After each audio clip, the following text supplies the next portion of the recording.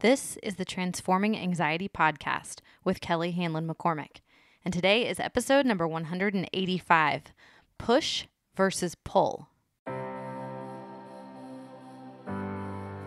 Welcome to Transforming Anxiety. I'm your host, Kelly McCormick.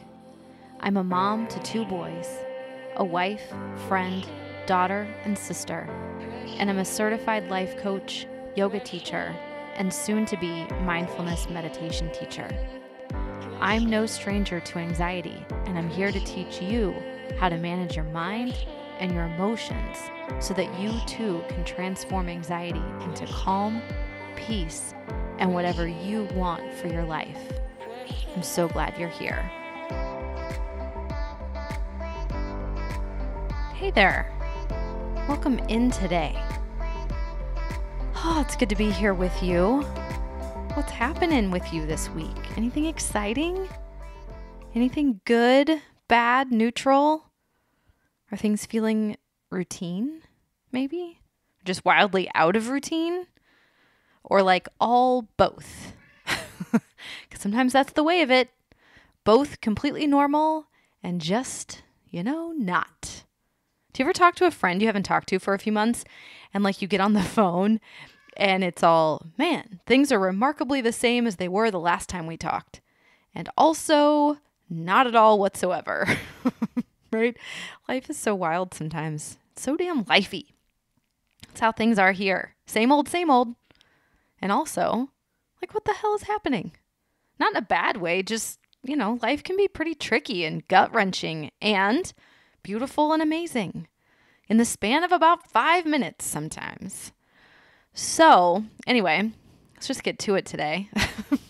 I've outlined my thoughts for this episode and not for this intro, and we may go completely off the rails for hours if I just start riffing here.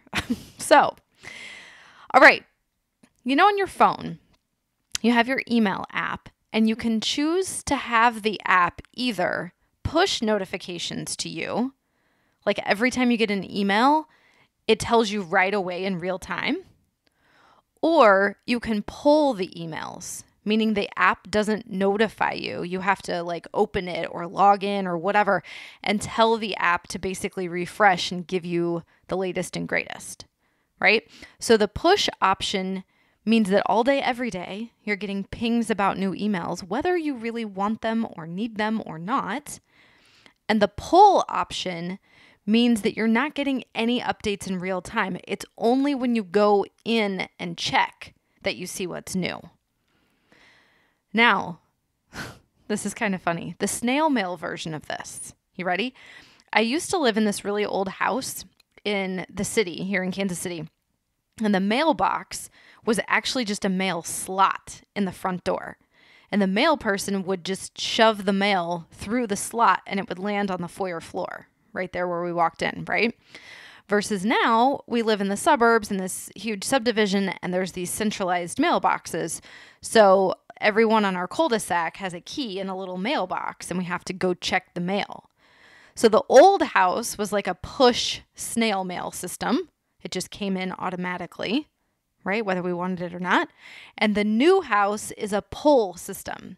It's like I could just leave the mail out there and I only go and get it when I want to or remember or whatever, right? All right. So we're talking about push versus pull today and how this affects us mentally and emotionally, not because of mail and email, although kind of, but because of life, right? Of course, this is our devices and phones for sure, but also requests, to-dos, keeping up with the Joneses, trends, society, culture, expectations, norms, and how we're relating to all of that that's going on around us. Are we allowing ideas and the external world to be pushed onto us? Are we just wide open for the notifications from the external world? And or are we pulling? Do we take care of ourselves, our headspace, our physical energy and natural resources, and then consult the external world for what's what? So push versus pull. All right, let's start with an example, a little story here. My husband is a teacher, and he has a co-teacher who happens to be a woman. And I should say, before we even get into this, forgive the gross overgeneralizations here. But also, I mean, they're generally true for a reason, right? So my husband, a white man, and his co-teacher, a white woman, are in all these meetings together. They work together on most things because they teach the same class. So my husband noticed that his co-teacher was feeling totally overwhelmed, totally overworked, and it was puzzling to him because he was feeling pretty neutral. He was doing all right.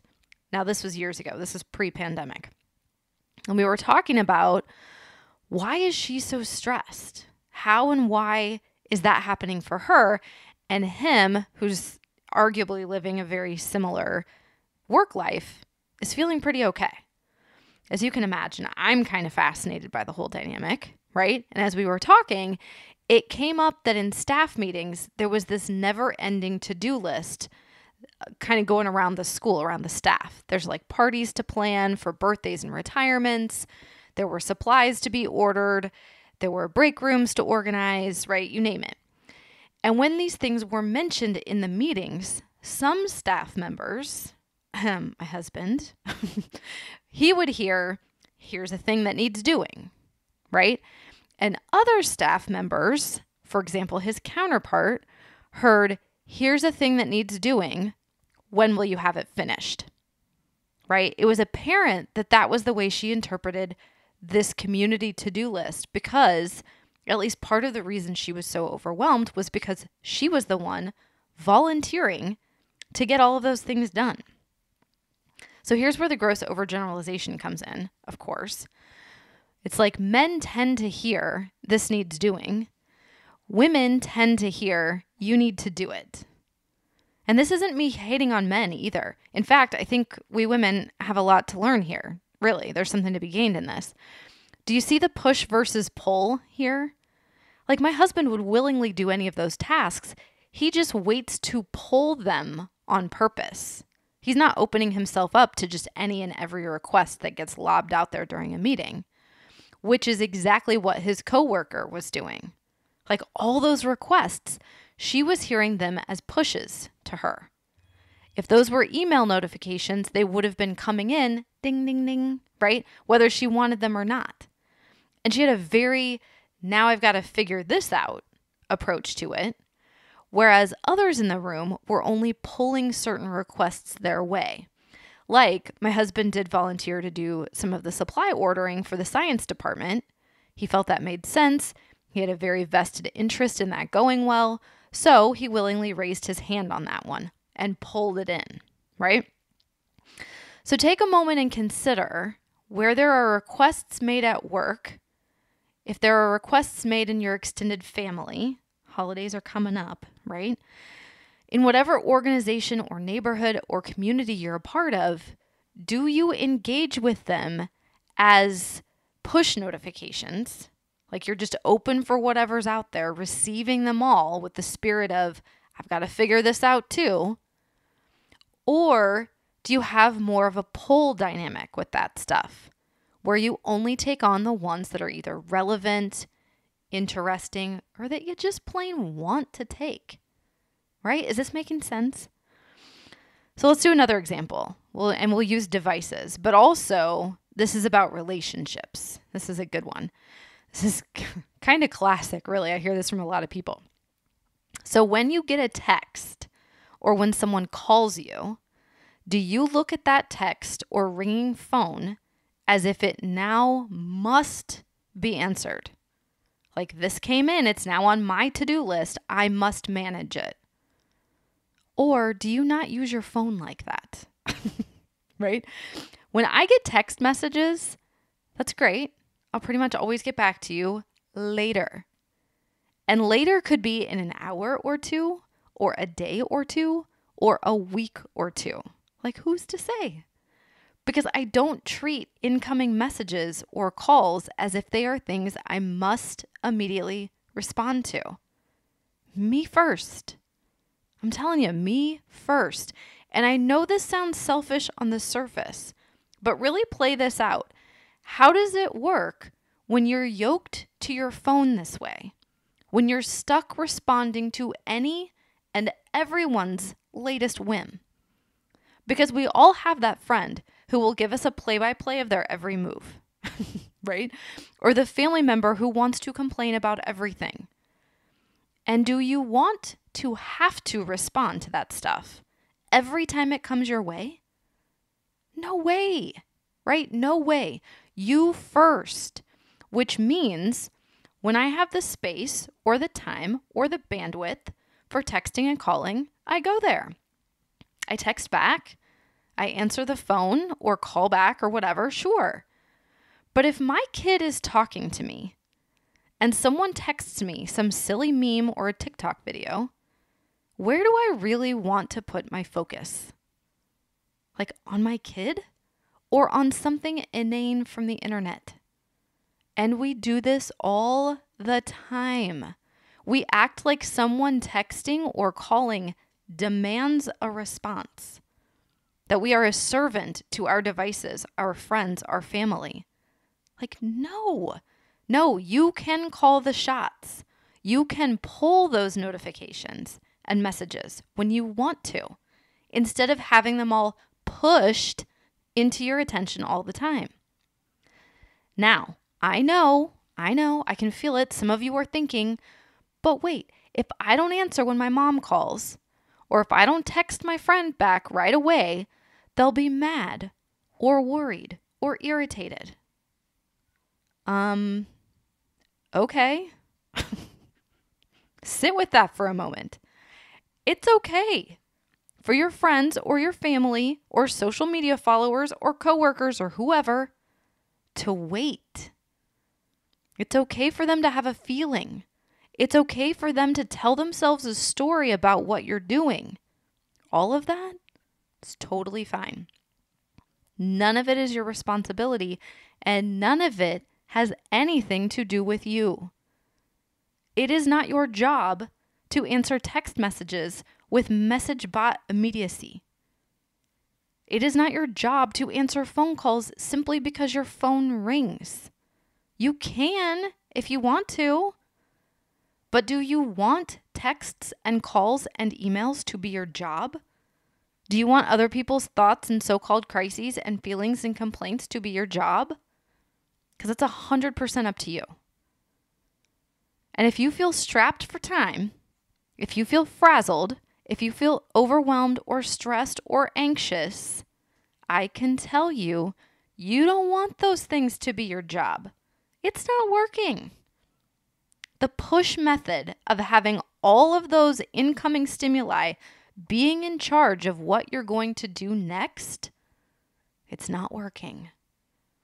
The pull method, where you engage with your device, your messages, your inbox, your voicemail, where you purposefully and intentionally go to those places to check in with your people, that may be a really helpful way to protect your energy and your focus and your emotional health. Yeah? Okay, so let's zoom out and consider the push versus pull philosophies and how this plays into your overall health, into your overall anxiety, your overall just general sense of okayness, right? Just to kind of sum up. It's important that we do this first, by the way, that we zoom out. So much of this comes to a boil because we're so zoomed in our lives. We're way in the weeds with things. And just pausing to zoom out, to get perspective, to right size the things we're doing and saying yes to, and the activities and chores and events that are filling up our days, it's really important. In fact, I'm willing to say it's kind of required, actually, especially if you want to transform anxiety, right? When we're living so close up to the daily minutia of our lives, we lose the plot. We start believing that answering every text is crucial. We start saying yes to all the requests and all the favors that come our way without question. We start falling for the go and the do and the better, faster, more approach that our society feeds on. It's such a frenzy. And folks, it's not real. We're all just making it up. Have you noticed? Like, if there's any kids listening, I'm telling you now, we adults, we don't know. We're literally making it up as we go along, which is both like, sorry, but also totally freeing, right? You do not have to live at the mercy of the push notifications of your life. I'm going to say that again. You do not have to live at the mercy of the push notifications of your life. That is 100% optional. Yep, you'll have to let other people feel their feelings. Yep, you're going to have to let other people have their opinions. And yeah, you're going to have to let go of perfection. You'll have to allow things to change. And you'll have to realize it's actually not about you. All of this is so crazy making. And I hear from so many of you, clients and listeners and students, who are so fully immersed in the weeds, in the push notifications of their lives, that they forget this is optional. You can opt out. You can recalibrate the settings. You could start to operate from a pull mentality instead, meaning you can check in with yourself and see how you're doing, how you're feeling, where your energy is at any given moment, and engage in the world informed by that, not weighed down by it. You can find your non-negotiables for every day, and I mean true non-negotiables. And you can prioritize yourself like your life depends on it, because it does. You can literally erase the stress and the overwhelm and the anxiety that's created by abandoning yourself to push notifications, by pulling things when you want to, instead of having them all pushed your way willy-nilly. I would love to hear how this one lands for you. What could you shift? What could you pull instead of having pushed your way? And how would that change things in your life? Like, really think about that. All right, that's it for this week. Push versus pull. Please, please, please, before we go, will you take a moment to rate and review the podcast? If you would, I would really, really appreciate it. Thank you. And I will see you again at the same time, same place next week for more Transforming Anxiety. And until then, please take care.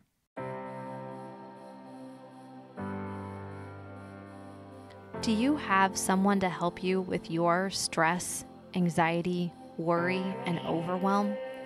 If not, I would love to be your coach. The Fierce Calm Project is my virtual coaching program where we get to go in on topics like this one, and I can help you apply these lessons to your life so that you're creating your own transformation. We do live coaching calls, guided meditations, on-demand yoga classes. We hold book club where we read books your neighborhood book club won't, and there's lots of bonus content that I've created just for you. When you're ready to take what you're learning on the podcast to a whole other level, then come on over and check out the Fierce Calm Project at kellyhanlonmccormick.com/Fierce Calm Project.